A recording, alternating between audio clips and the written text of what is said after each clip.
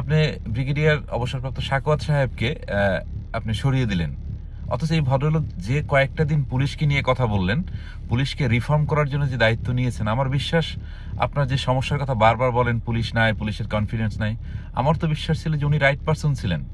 উনি পারতেন পুলিশের কনফিডেন্স ফিরিয়ে আনতে, উনি পারতেন পুলিশকে অন্তত আবার একটা মর্যাদার জায়গায় নিয়ে যেতে। কিন্তু আপনি তাকে সরিয়ে দিলেন মানুষের চাপে। কি হলো?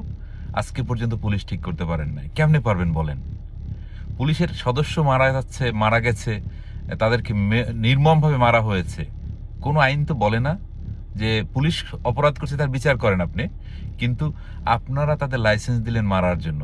শুধু না, মারার পরে তার সহকর্মীদের যারা এখন জীবিত আছেন তাদেরকে দেখাচ্ছে যে দেখ কি করতে পারি আমরা।